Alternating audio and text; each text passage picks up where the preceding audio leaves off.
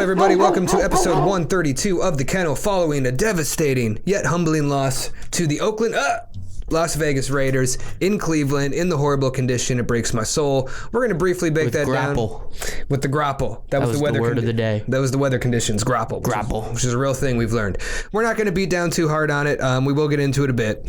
But ultimately, we're going into the bye week. So we're going to skip an episode, and then going into the weekend, early next week, we'll do a mid-season review and maybe do some awards for players or something. Thought we were taking a break. We are taking a break. We're going to skip. There's no pregame episode, but we're still going to do our mid-season breakdown. I thought it was going to just be a full week. No, sir. The fans are hungry for the Kennel. Mid-season. We didn't do a quarter review, so I guess we could do a mid-review. Yeah, it works out because the bye is exactly halfway through. I think it's worth doing. I just put him on the spot and made up this idea. I like to, hey man, we're honest here. We go with the flow. That's right. If you say something that's news to me, I'm going to be like, oh, okay, we'll do that. That's what we're doing? Cool. Yeah, cool. Okay. All right. I'm Stevie James. He's Gian Entrada, the Kennel. Follow us on Twitter, Instagram, Facebook, primarily Twitter, @FootballKennel. Subscribe, like the YouTube, the Kennel. The buttons. Get on the YouTube. We're on there. Rate us 5 stars on Apple Podcasts, Spotify, all of these things. Yeah, we're still trying to get better at that. One thing I want to shout out real quick before we get into the episode. So there's this really good YouTube account, Quincy Carrier. He talks all Browns. He's a quality listen. He's actually was on the Barbershop at 92.3 The Fan. He actually got on there one time. But he's a quality subscribe on YouTube. And he was tweeting that YouTube's stealing a bunch of his monetization or whatever. They're saying half his listeners are bots. And I've been following this guy for a long time. He has a legitimate following, and he gets tons of comments on his videos. No way he's getting screwed over. Moral of the story. So I just wanted to shout him out really quick and just let you guys know that he does have a Patreon. His Patreon is Patreon /worst take. He's got some really basic packages, $3 a month just to help him out. And on YouTube, he's like I said, he's Quincy Carrier. And that's just his name on YouTube. So I'll put the link in the description and everything for him. But he's a good content, and he says that a lot of the money he makes from YouTube, he relies on that money. So it sucks that he's getting screwed. We're in a unique position where we make zero money doing this. So really no sweat off our backs. It influences us zero. We make no money, but we make good money in our real lives. So I just wanted to give a shout out to Quincy Carrier, and if you guys like Browns talk, which I'm going to go out on a limb and assume you do if you're listening to this, or maybe could be somebody who likes the Raiders, or it could just be people who like our soothing voices and beautiful faces. That's true. That could be it. So yeah, check out Quincy Carrier. Just wanted to say that. Anyways, moving into it, let's get it out of the way. Let's do the game review. Game review. The Raiders came to Cleveland, and they beat us in a tough AFC potential playoff matchup. All right. Devastating loss, 16-6. I mean, we say devastating because everybody wanted the victory going into the bye week, but really, It was a tough fought game in grapple weather and grapple. The Browns go into the bye 5-3. The Raiders don't go into the bye, but they go into week 9 4-3. Oh yeah, I see you have Bengals written there. Dude, I'm a mess. Anyway, so the game was really boring and depressing, to be honest. I don't want to get super into it. A couple key takeaways from this is obviously the Browns had 5 or 6 big drops, and that hurt a lot. I'll let you read the stats here in a second. Mm-hmm. We can go with the flow. And the Raiders controlled the time of possession like a motherfucker. It was devastating. Yeah. 38 minutes to the Browns, 22 minutes. Yeah, absolutely terrible. The Browns only had 6 offensive possessions in this game, which I read on the internet that was the lowest amount of possessions in a game, in an NFL football game, in 30 years. And then on the other end, with the limited Myles Garrett, we just didn't know how to contain them. We allowed drives of 10, 16, 12, 15, and 13 plays. That's absolutely bananas. 3 of those drives were over 8 minutes in length. Just could not get off the field. I was yelling during the game, just let them run down the field and score, please. Fuck it, just let them score and let's get the ball. At this point, they rushed for over 200 yards as a team. And this is something I've been talking about, where we've talked about how we have a top 5 run defense and all these things, and I've been saying for weeks now, and it hasn't come to fruition, but I've been saying no one's had to really run the ball against us, and this is the first time a team does it. And, we didn't have Myles Garrett for a lot of it, so that's something to consider. And just to go over to the offensive side of the ball, of course, Baker gets his initial hate in this game, only 12 of 25 for 122 yards. But no interceptions, and he's plagued by 5 or 6 receiver drops. Yeah. One being a tough catch by Landry in the end zone, which I still think was kind of potentially a bad call, where it should have been a touchdown. And then a couple of easy grabs. An easy one for Landry, fullback dropping a pass on a screen, and then the big one, Njoku at the 50-yard line, the 50-yard line, down by 7, 3rd and 10. Catches the ball past the first down marker, but he drops it right in his freaking numbers. I thought Baker looked good in this game. Yeah, I was going to say, I didn't particularly think Baker was to blame, and I didn't think he looked bad. I think despite his stat line, he passed the eye test to me. Yeah. Great awareness in the pocket, was very mobile. Zero pressures this game. And then I was going to point out that, even though Jedrick Willis took a bunch of took some flack for the penalties and stuff like that, and some rookie woes. He still played well, man. I think the offensive line still played well, although just offensively we weren't able to get a groove. And we talked about the impact of OBJ offensively on this team, and what really faulted the Browns in this game is their offensive output. His surrounding cast did not support him. No, not at all. And it's hard to say, well, if we had OBJ, we could have X, Y, and Z. It's impossible to make those predictions. But what magnified our mistakes on offense was the fact that we had so few drives. So you have the Harrison Bryant fumble, you have the Njoku drop on 3rd down, you have the Landry drop in the end zone, you have there were some other instances, I'm drawing a blank, but you just have a lot of missed opportunities. Yeah, some penalties on Jedrick Wills. These things hurt you, and they hurt you even more when you only get 6 frickin' drives. When you start counting the list of missed opportunities, when it came to this game that was so low scoring, and then obviously the weather played a huge impact. I mean, it did not tilt in our favor. No, the previous game we had 8 drives against Cincinnati in the first half. Right. So that's I forget what we had for the whole game, but that's a significant more to where if you have a fumble, if you have a bad penalty and you kind of have to forfeit a drive, it's not as impactful because you're getting more opportunities. But our defense could not get out of the ball. Credit to the Raiders for having a great game plan and keeping the ball out of our hands, because that's the Raiders in that game did what we want to do to teams, where we keep the ball out of their hands, we run it down their throats. Yeah, I mean, we talked about the keys to the game being time of possession and taking care of the football. We did one of those things, but we really just weren't on the field enough to dominate time of possession. And then the Raiders on the other end kind of took the win on that. That's really what decided the game, is the fact that they stayed on the field and we couldn't get anything going offensively when we were out there. And then obviously the fact that our defense, was allowing them to rush for a bunch of yards and just take down, just dominate them and stay out there for as long as they wanted to. But yeah. Before we shift to the defense, I think it's really interesting to point out that offensively we've either been on or totally off. We've either scored 7 points or less or 32 points or more in all 8 of our games this year so far. Nothing in between. That's pretty wild. And some people would argue, well, we can only score over 30 against bad teams, and then against good teams we score under 7 or whatever. But the Raiders had a bad defense. This was a situation where we could have done well. I think we can put this. Maybe we can put this on play calling woes, just of like a rookie head coach. And a rookie staff, and obviously just a team that is talented but is still figuring stuff out, still young. I wouldn't go that far, because I really didn't have an issue with the play calling in this game. I think if you have Landry catching that touchdown pass, if Harrison Bryant's not fumbling the football, if Jedrick Wills isn't getting multiple penalties, if the big one, David Njoku, doesn't drop a pass on 3rd and 10 late in the game down by 7, all those things, They kill your momentum. And again, when you're not getting a lot of drives, that's going to screw you over. I think what hurt us the most was just not having the ball. The defense and its inability to get off the field is, I think, what made it impossible. And how are you going to get a rhythm? Well, you mentioned, 3 drives were longer than 8 minutes?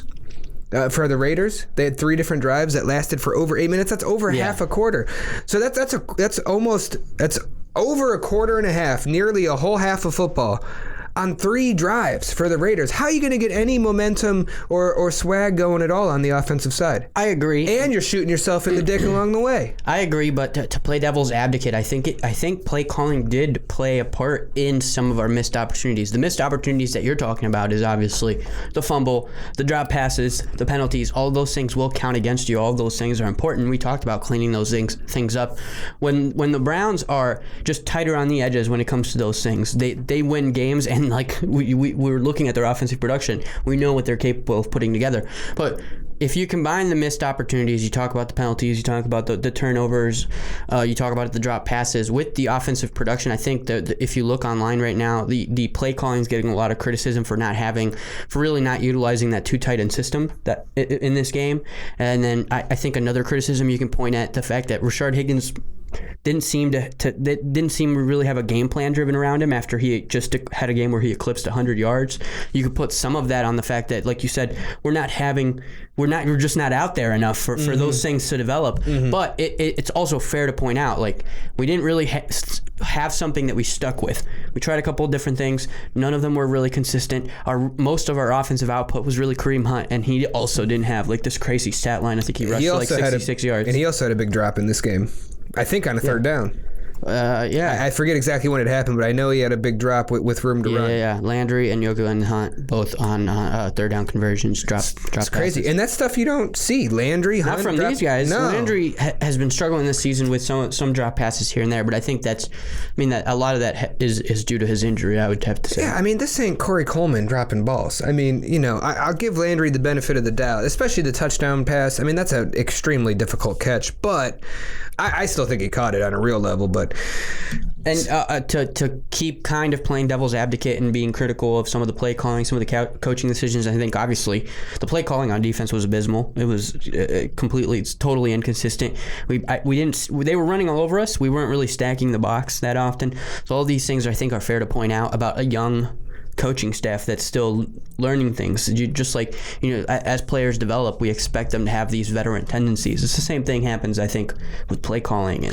Well, to compound on your point there, one thing I noticed in watching some of the replays and during the game was we were playing a lot of off coverage in our secondary, which in a situation where with weather conditions, no one's throwing like deep passes. Why are we playing so far off the ball? Sure. Like if in that game, to your point, I'm stacking the box, I'm pressing the receivers, and if I get beat over the top, fine. I get beat over the top. Fine. Yeah. That if you can make a throw in 40-mile-per-hour winds with the grapple going on, then good for you. That's you win. You get it. You can have that. And if anything, it would have served a purpose of, if you have the choice where, hey, your opponent's going to take 8 minutes to score a touchdown, or they're going to score a touchdown in a minute. What's your choice? We'll let them score in a minute. Let's get the ball back then. Mm-hmm. So this just slow it. We didn't allow any big plays, but we allowed them to get 4 yards, 3 yards, 4 yards, 4 yards, 6 yards, 2 yards, 11 5 yards. Then again, 2 yards. Yeah, dude, devastating, man. That's the and I think this defense without Nick Chubb. Nick Chubb's so good. He probably could. I bet you Nick Chubb would be a nice linebacker. Probably. Anyways, without Myles Garrett, our defense was already bad. Without Myles Garrett, our defense is ass. But I mean, Olivier Vernon stepped up in this game, 2 sacks. Oh, nice to see you, Olivier Vernon. Yeah, finally. And a quarterback hit and was back there, but really too late though. Barely there when it came to really rushing defense. I think defensively, some kudos I think you could give to probably Ronnie Harrison, Porter Gustin. Gustin played well. It was nice to see him. I'll say this, and we've said this before countless times probably on this show. The Ravens and the Steelers go out of their way to get good linebackers. They draft linebackers in the first round like every other freaking year. Always getting strong, athletic linebackers. Always. The Browns, never. And it's obvious if you look at the Steelers and Ravens, who consistently have top 5, top 10 defenses. Yeah, sure, they have a good secondary. Sure, they get a push up front. But what do they both have? Athletic linebackers, multiple. Well, also, I think we're missing that. We're missing that hard. Sure, but I think also we prioritize other positions when it came to defensively. I mean, if you look at our picks in the past couple of drafts, Miles, Denzel, even Greedy, Delpit. The idea I think going into next year is if they don't go for a linebacker, then we could start asking those questions. But from this front office, I think there were other needs We had bigger holes to fill. Well, and they took best player available. I don't have any criticism with Jedrick Wills or Delpit. Delpit just got hurt, but I think those are both great picks. Yeah. It's interesting that we have 3 LSU guys, Greedy, Delpit, OBJ, all hurt. Yeah, it's such Isn't that a weird coincidence? What's up, LSU? Why are all your players getting hurt on the Browns? Breaking my heart. So, overall, ugly game. The sky is not falling. We're going to the bye week. We're going to get Chubb back, Hooper back, most likely Wyatt Teller back. I mean, potentially Greedy. Who knows? I mean, and just in general, Miles has been banged up. He got an MRI on his. He had a knee contusion. Yeah, so he's gonna rest up. He's gonna heal. He'll be good coming out of the bye. So the bye couldn't come at a better time, and that is for sure. I feel good about it. I don't think the sky's falling. We're 5-3 going into the bye week. If I went back in time and told anyone that we'd be 5-3 going into the bye week, everyone would be like, "Oh wow, no shit, no way, that's awesome."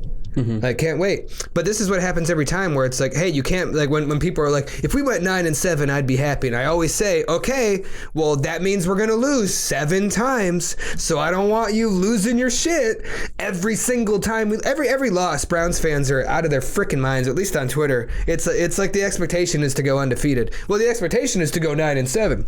But as soon as a loss happens, oh, we're terrible. We lost to the Raiders. You know what us and the Kansas City Chiefs have in common? Both lost to the Raiders. Yeah. So that shit happens, man. Was it an ugly game in horrible conditions? Yes. Could we have played harder, done different things, not made mistakes? Of course. But we're still the 4th youngest team, have the most cap space in the NFL. We're going against a John Gruden coach team, and John Gruden's no slouch. This is a Super Bowl winning head coach. And we got beat. We didn't get blown out, thank God. Despite only having 6 offensive possessions, we didn't get blown out. Our defense was bend but don't break, but we took too long to fucking bend. Yeah. Which was the problem. So the sky's not falling. I'm glad we're going into the bye week. And as Baker Mayfield said, they're pissed off. So that's awesome. I want our team going into the bye week pissed off. Yeah, and I think something to take some positivity out is I never for once felt like the game was out of our hands. No, we had a chance to win all the way up until the end. Yeah. Like I said, we didn't get blown out. I think I fair for you to point out that, Browns fans after losses tend to be a little bit crazy. I think the more logical side of us we're already going into Wednesday. We're like, whatever it is, what it is, 5-3 going into the bye. This is awesome.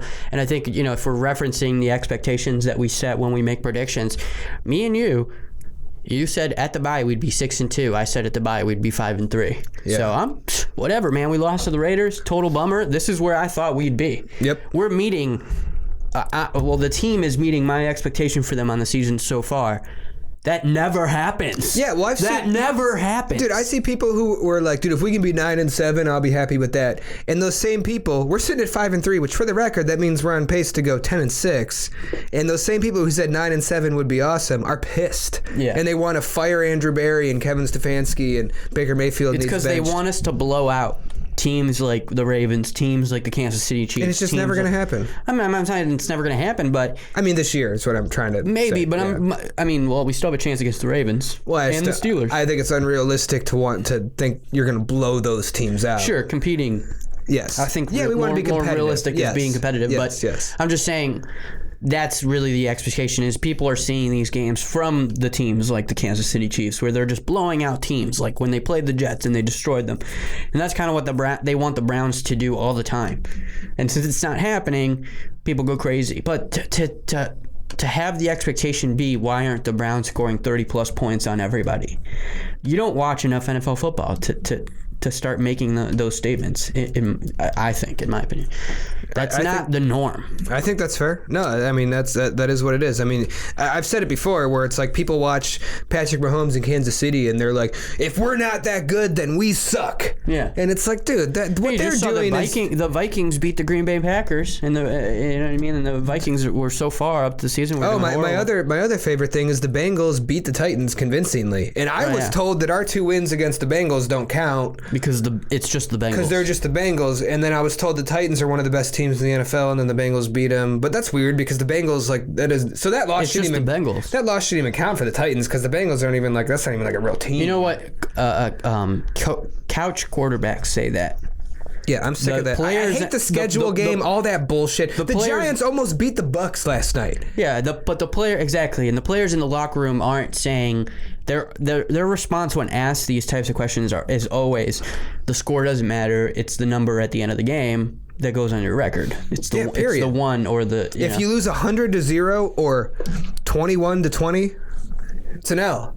Yeah. It doesn't fucking matter. You move on to the next one. Same thing for a win. All right, final thoughts on the game. Final thoughts for the game, I think, they're pretty obvious. With the keys to the game that we said in our last episode were not followed at all by the Browns, whether it's, we did take care of the ball, but we had penalties, we had drops, major mistakes, missed opportunities, no control of time at all. And on the opposing end, obviously, we let them take total control over possession, and they just stayed out there. You thought, there was a possibility for Derek Carr to throw for like a bunch of yards and a bunch of touchdowns.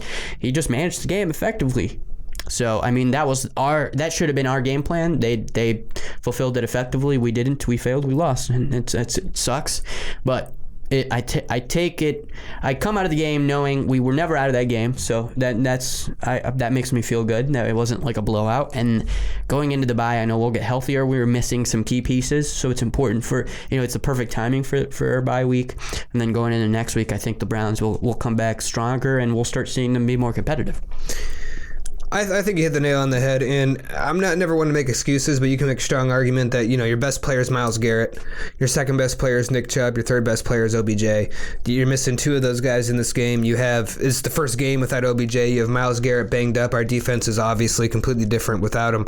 So you're dealing with all those moments of adversity, and it's the NFL. Injuries are going to happen, so that is what it is. But you are playing at home. It's a game that we were confident we could win. I think everyone was, but sometimes it doesn't go your way, and we didn't lose to the Jets. We didn't lose to a bad team. Again, we lost to a team that beat the Chiefs, one of the best teams in the NFL. This is a team coached by John Gruden with a good quarterback, with a system that's been in place for a few years.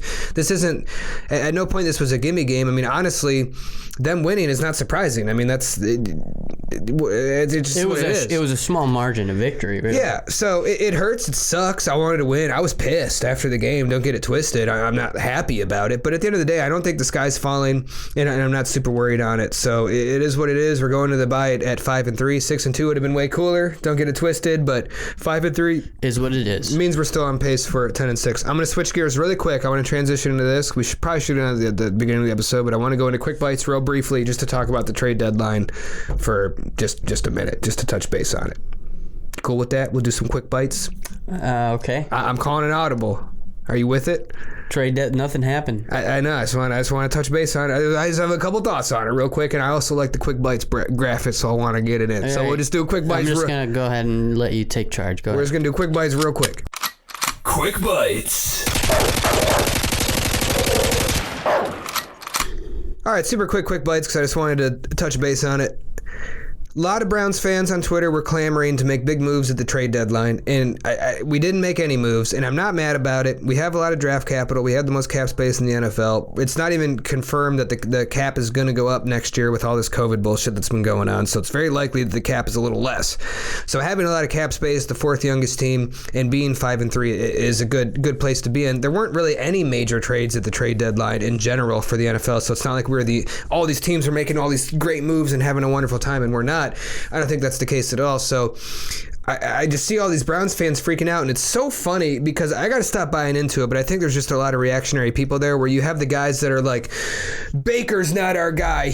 We need to move on from him. He sucks, etc. And then a week later, they're like, we need to make a big move at the trade deadline if we're going to make a run for the playoffs. And it's like, well, which is it? If you think Baker's washed and not the guy, then the last thing you want to be doing is sacrificing draft capital to grab some guy to help you make a run. It doesn't make any sense whatsoever. And I just don't think that's the MO of this front office. There was talks that the Patriots cornerback Stephon Gilmore was on the trade bubble. This is a defensive back, highest paid defensive back in the NFL, who's 30 years old. You want to trade at minimum, and they said they want at minimum a first-round pick and a player. So let's say we trade a first-round pick and David Njoku for Stephen Gilmore. Very exciting. We get this great corner. You pair him with Denzel Ward. His cap hit is huge. He's 30, so maybe he's good for the rest of this year. We make a push. We still suck against the run, still can't get off the field, still can't generate pressure without anyone besides Myles Garrett. Oh, and by the way, we don't have have a first-round draft pick anymore, or David Njoku. We just have, an aging cornerback with a huge cap hit. Yeah, that's exciting for this year. I'm not saying like Stephen Gilmore's washed at this moment or nothing, but you're telling me then we're going into next year, and instead of a first-round pick, we have a 31-year-old corner with a huge cap hit? It just doesn't make any sense. That's not how you build teams. That's desperate shit that losers do. We're not in a situation where if you see teams like the Titans or the Saints or the Packers, and none of them really did. The Titans made a move, but no one's making desperate moves. You see those teams make big moves at the deadline because they're, like, for example, the New Orleans Saints are going to be $100 million over the cap going into 2021. They have to completely blow up and restructure their roster because they're going to be so ridiculously over the cap. The New Orleans Saints. They're going to be ignorantly over the cap. So they're going to have to do all kinds of crazy shit. We're still building a team. We still have a young team. We're not going to, I guarantee you, if you guys think Andrew Berry's sitting there like doing fucking nothing, you're out of your mind. I guarantee you they explored all options. They felt it out. And ultimately, they're not going to make a deal just to make a deal. It doesn't make any sense. And if you idiots think we're going to make some deal at the trade deadline that's going to be the difference between us competing in the first round of the playoffs, maybe losing, or making a Super Bowl run, if you think we're going to make a trade like that at the trade deadline, then you're out of your freaking mind. It just doesn't make any sense. So that's all I want to say about the trade deadline. It's kind of our usual mantra, which is just keep it chill, everybody calm down. I'm very calm, obviously, but generally speaking, you know what I'm saying? Yep. All right. Anything you want to add to that? No. You feel good about it? I'm good. Thank you for letting me do that. I appreciate it. Called an audible. Feel better. Always. All right. Friends forever. Quick predicts. Quick predicts. Kennel Quick Predicts. Use the hashtag Kennel Quick Predicts to participate. Of course, we're going to be revealing our Quick Predicts for Week 8. And we had a few participants, 3 Twitter participants. Bobo, at Bobo45861. I think it's Bobo. Okay, Bobo. I don't know. At Bobo5 at Bobo4586190. Let me shout out something special about Bobo. He made a Twitter, I think, just to participate in Kennel Quick Predicts because he follows us, the Browns. That's it. And his only tweet is this Kennel Quick Predict. Well, that's awesome. Shout out to Bobo. Big time. Bobo. Bobo. Dan Berger at the Land One, at the _Land One, and then KCK, an MVP really, at KC_Kinnaman. And then on YouTube we had a big fan from Portugal. Shout out to him who participated. His name is Francisco, and I don't want to say his last name because I don't want to butcher it. Lorenco. You could speak Spanish. You should be able to nail that. That's Portuguese, though, so totally different I thought languages. maybe it'd be like kind of the same. It's got a squiggly line on it, so I thought maybe. No. Okay. So anyways, thanks for participating all the way from Portugal. So shout out to him. Sorry if I said your last name wrong. We'll start off with the most important one. Miles Garrett. All of these are pretty bad, but Miles Garrett sacks. So you went with 2. I went with 2. Everyone else went with at least 2. So nobody gets points for this one, of course, as you know by now. 0 sacks. He had a fat goose egg, which actually breaks his streak of at least a sack in 6 games. 6 games, yep. Mm-hmm. Well, it had to happen eventually. No, I'm still pissed. Anyways, he's still leading the league in sacks, tied with 9. Aaron Donald tied him. Yeah. Both got 9. Respect. Yeah. So cool. Still on pace for 18. Very good. So, anyways, Derek Carr turnovers. This was another pivotal part of the keys to victory, was causing some turnovers and creating some pressure on Derek Carr, which we couldn't do. But anyways, you went with 2. I went with 2. Actual is 1. Both go over. Price is Right rules. So nobody gets points for me and you. And then on the participant side, Francisco. Hey! Your first quick predict, and you get a point. You're in. You might be the only one to get any points this game. You nailed it. It was 1 and 1. So point for Francisco. So on to Baker Mayfield yards. Oh man! I'm sorry. It's Baker Mayfield yards, touchdowns, and interceptions. No one's also even rough. Of course, you guys know 122, no touchdowns, no interceptions. 122 yards. Everyone so went crazy. with 200. Way more. Everyone was around the 200 and something range. Multiple touchdowns with 3 touchdowns, and you guys varied between 0 interceptions and 1 interceptions. We didn't get it either, so don't feel bad.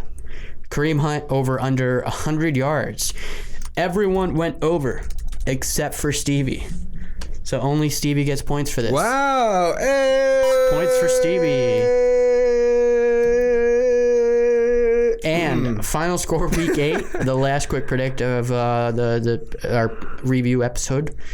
Actual Browns 6, Raiders to 16, which we already know. Nobody was even close. No one even a little close. We all went over. Everyone basically expected a very high scoring game from both teams, and then the grapple clearly ruined that, and then the high winds, of course. But I think it's fair to point out, Francisco, you are the winner of this abysmal Quick Predict, but your first Kennel Quick Predict, so congratulations to Francisco. And I win. And Stevie, you win out of me and you. He said he was from, where is he from? Portugal? Portugal. Can we play some Portugal music here? Is that a thing? Is that a style of music to celebrate? I'll do my best. And cool. I think we'll point it out again, you freaking weirdo, that we're basically pretty good with our schedule predictions so far. You were expecting a 6-2 record at the bye. I was expecting a 5-3 record at the bye. I nailed it, and I predicted a Raiders loss in my schedule prediction, not in my quick predict. Wow, dude. So I'm thinking I might continue to follow. Stunning and brave. My predictions from episode 120, but also I was wrong about some other ones. It's just a coincidence that I'm at 5-3 at the bye, but still honesty, transparency. Still cool to point out. I think I said we would beat the Steelers or something like that, and we'd lose indeed. somebody we won. So Either way. Anyways, well put. Follow us on so that's about enough, I think. Follow us on social media at Football Kennel. Subscribe to the YouTube channel. The Kennel. The Kennel. Yeah. Don't search it though. You just type in youtube.com/The Kennel or search The Kennel Cleveland Browns or something. You'll figure it out. You're smart people. If you look up The Kennel Football Podcast, it works out every time on almost every search engine, whether it's Google or YouTube or Twitter. So, anyways. Did we say subscribe, rate 5 stars? You get it. They get it. They're smart people. Tell your friends about us. Friends, tell your family. Random strangers on the street. Approach them. If we ran for president, vote for us. Right in the kennel. It's too late. Damn it. We should have said that. 4 years from now. Damn. 4 years from now. All right, cool. All right, my friends. Thank you for tuning in. We'll see you in about maybe a little under a week. 5, roughly a whatever. Week, but not maybe this weekend-ish. What we're gonna do, we're gonna break down the first half of the season and look into the second half, and then we'll be back to your regularly scheduled programming. And cool, go Browns. Go Browns.